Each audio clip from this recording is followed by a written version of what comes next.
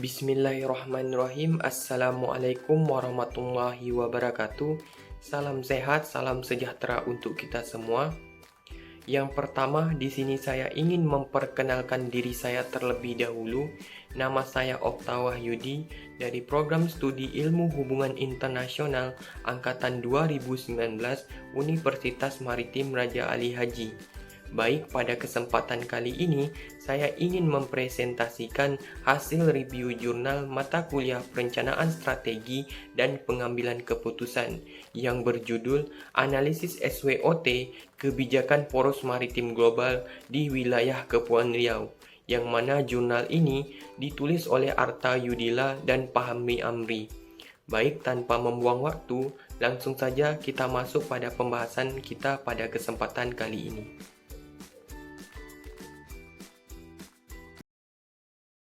Kita masuk pada bagian pertama, yaitu pendahuluan penelitian.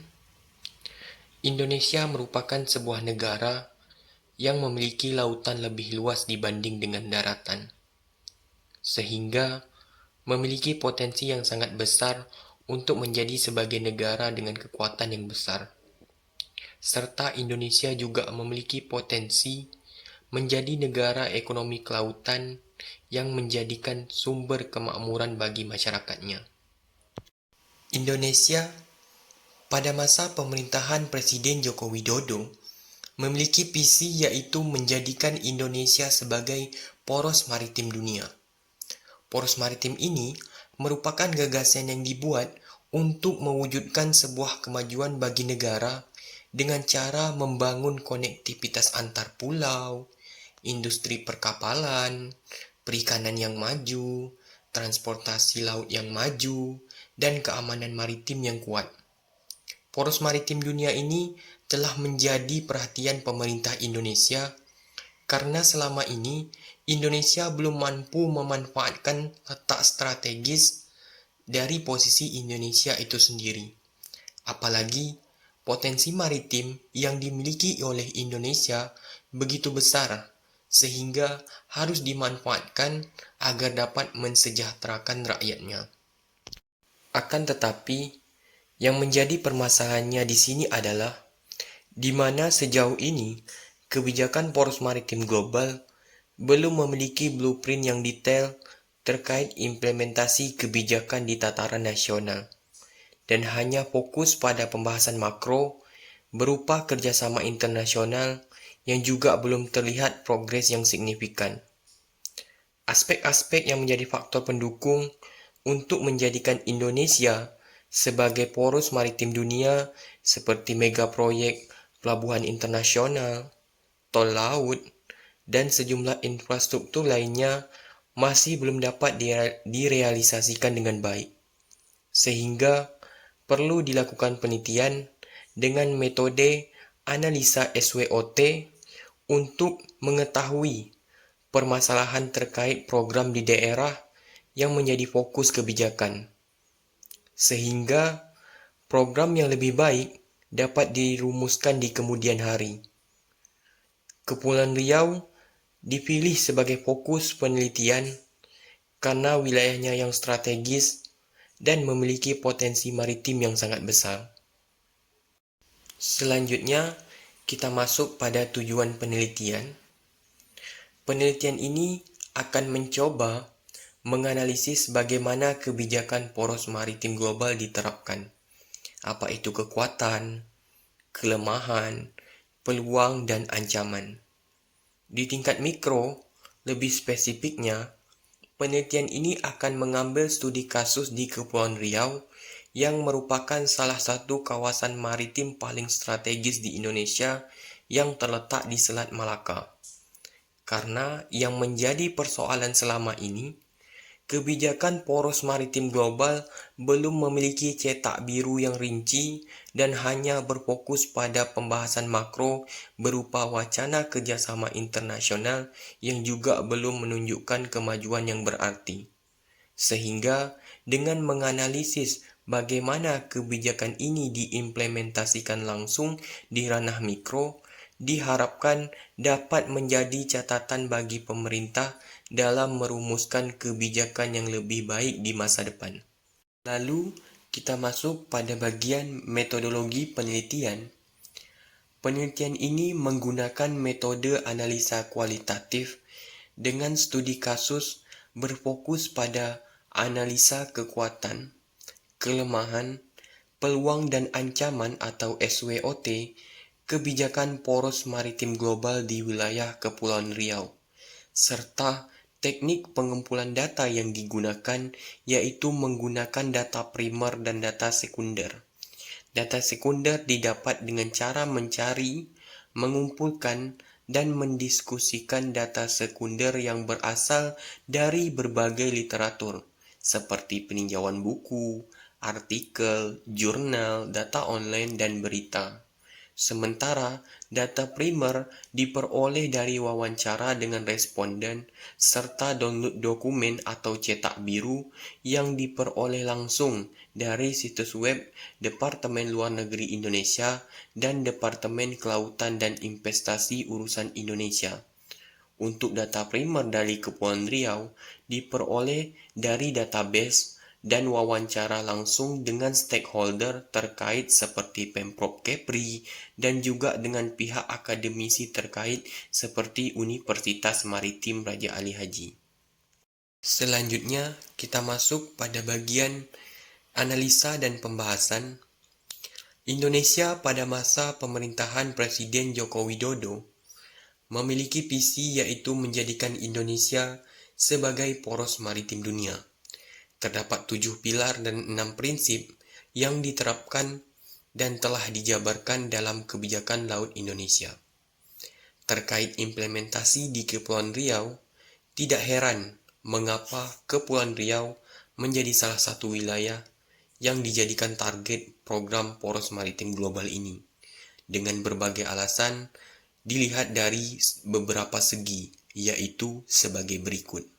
Pertama, jika dilihat dari segi kekuatan, terdapat beberapa alasan yang menyebabkan Kepulauan Riau menjadi target program poros maritim global ini.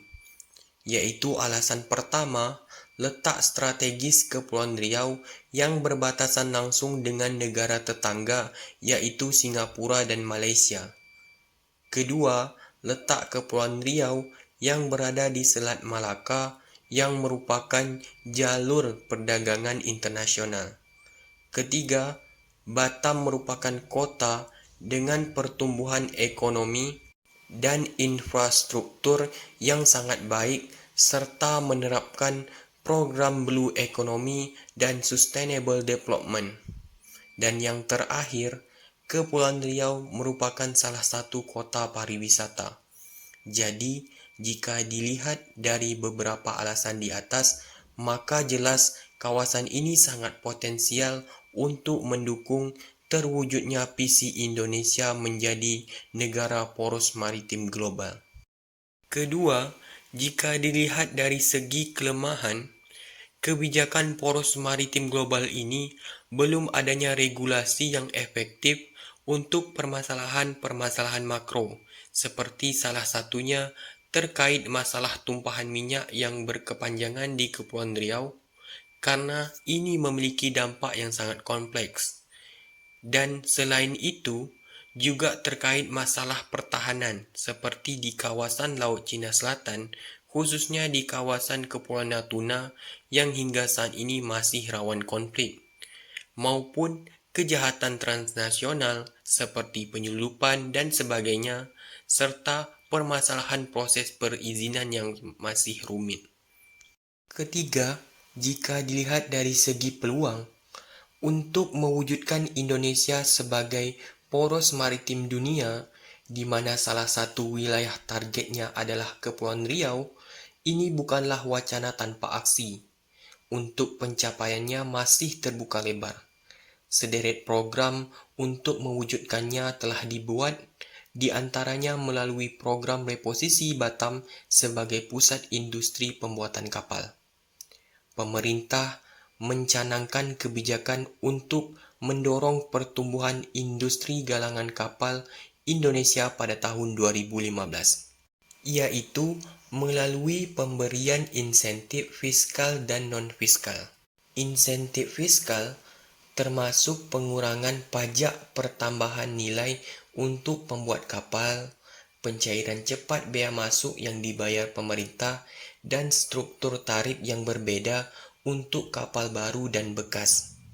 Sementara kebijakan non-fiskal terdiri dari membantu persewaan tanah di wilayah badan usaha milik negara serta aspek peluang lain dari kebijakan maritim ini adalah terkait reposisi Provinsi Kepulauan Riau sebagai pos terdepan militer yang strategis.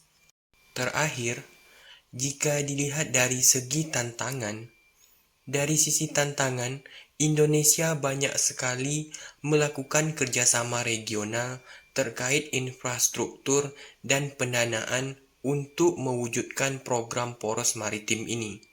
Sehingga hal seperti ini dikhawatirkan akan menjadi pisau bermata dua, di mana bantuan asing ini juga bisa menjadi ancaman bagi kedaulatan negara ke depannya.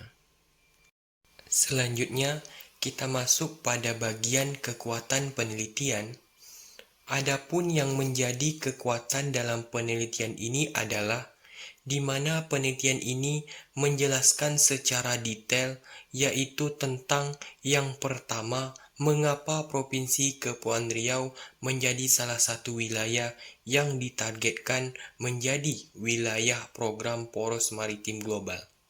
Dan yang kedua, di mana dalam penelitian ini juga menjelaskan secara detail apa saja kekuatan, kelemahan, peluang, serta tantangan atau ancaman yang akan dihadapi untuk menjadi negara poros maritim dunia jika dilihat dari kacamata di tingkat mikro, khususnya di Kepulauan Riau ini sendiri.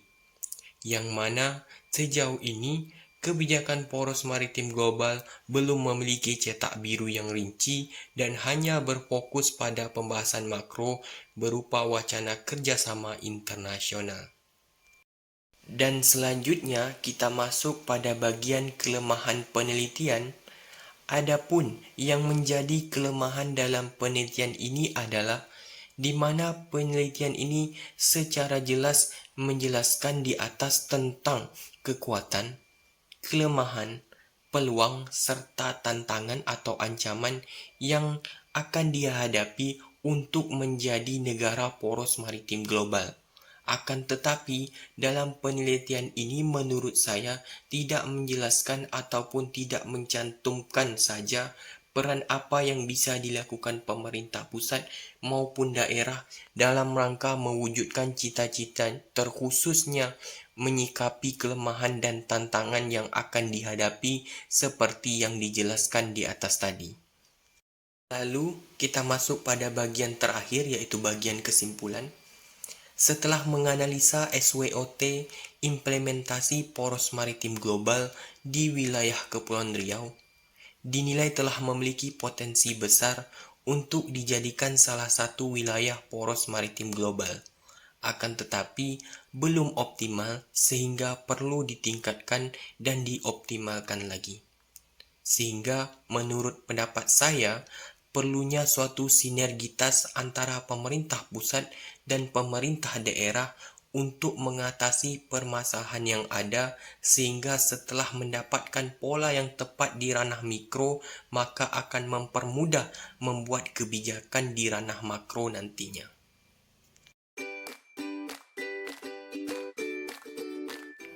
Mungkin sekian yang bisa saya sampaikan pada kesempatan kali ini. Terlebih dan terkurang saya mohon maaf. Saya akhiri dengan mengucapkan wabillahi taufiq wal hidayah. Wassalamualaikum warahmatullahi wabarakatuh. Terima kasih.